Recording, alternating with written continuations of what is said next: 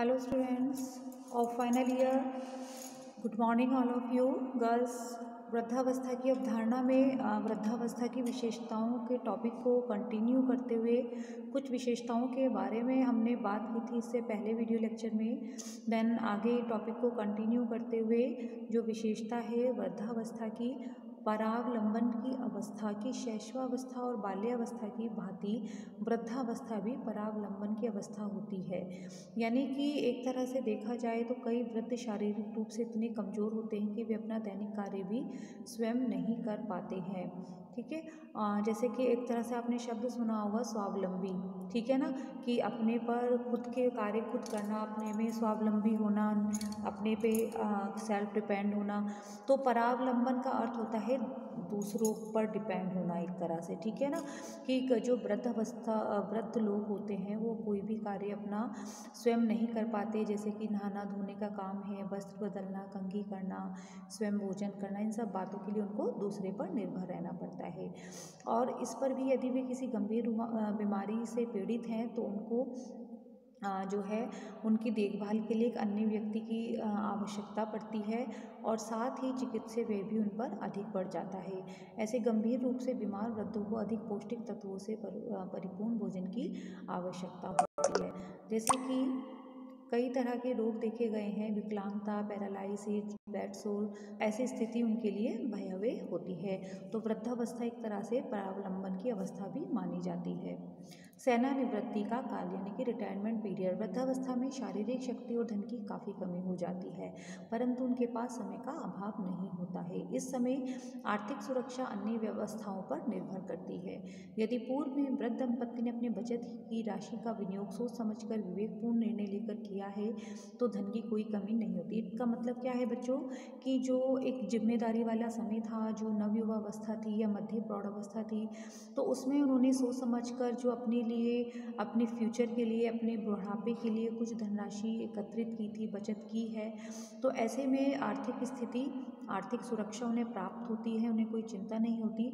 क्योंकि देखिए इस समय जो होता है वो वृद्धों के लिए एक ऐसा समय भी होता है कि जब वो अपने जैसे पहले की अवस्थाएं पढ़ी, विशेषताएं पढ़ी, कि ऐसे में उनको अकेलेपन का भी कमी होती है, अकेलापन वो महसूस करते हैं। साथ ही जो उनके एक तरह से जब वो किसी भी अपने व्यवसाय या नौकरी से सेवानिवृत्त हो जाते हैं तो ऐसे में धन का अभाव बहुत होता है। लेकिन अगर उन्होंने अपनी सेविंग की हुई है अपने भविष्य के लिए तो ऐसे में उन्हें एक आर्थिक सुरक्षा वो प्राप्त होती है।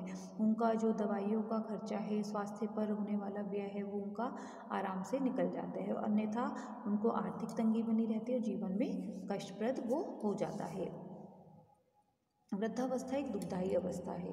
देखिए वृद्धजन समाज में परिवार के लिए एक भार होते हैं। कई देशों में तो वृद्धावस्था की समस्याएं इतनी विकट रूप से बढ़ रही हैं क्योंकि जहां एक संतान उत्पन्न करने का ही कानून होता है। देखिए कई देशों में ऐसा भी है कि एक ही संतान उत्पन्न करनी है, तो ऐसे में जो युवतियाँ हैं वो या तो संतान उत्पन्न ही नहीं करना चाहती हैं या फिर आजीवन वो कुंवारी रहना पसंद करती हैं। ऐसी स्थिति में उनकी देखभाल के लिए वृद्धावस्था में कोई नहीं रहता है। साथ ही कई वृद्ध आर्थिक रूप से संपन्न नहीं होते हैं और उनकी शारीरिक शक्ति भी क्षीण हो जाती है। यानी कि देखिए ये चीज़ें आपस में को रिलेटेड हैं बच्चों, कि अगर कोई ऐसा परिवार है, कोई नव दंपत्ति हैं जो केवल एक ही चाइल्ड पैदा कर सकते हैं, जन्म दे सकते हैं और दूसरा नहीं कर सकते, कुछ कानून हैं वहाँ के देश के, या फिर कोई आजकल जैसे कि जनसंख्या की वजह से आजकल या कह दीजिए कि खर्चे इतने हैं, महंगाई इतनी है आज के समय में, सब चाहते हैं कि हमारे एक ही संतान हो।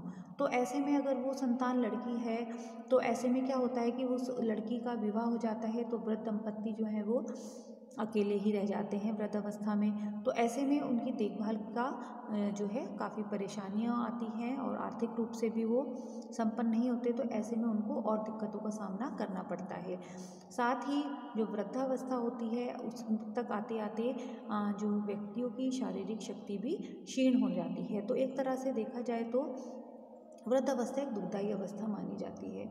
देखिए बच्चों, दुखदायी अवस्था अगर हम बात करें, तो जब तक हमारा शरीर स्वस्थ नहीं होगा, चाहे वो हमारी किशोरावस्था हो, चाहे वो हमारी प्रौढ़ावस्था हो, चाहे वृद्धावस्था हो, तब तक जब तक हम स्वस्थ नहीं होंगे तब तक वो जीवन हमारे लिए दुखदायी माना जाता है ना।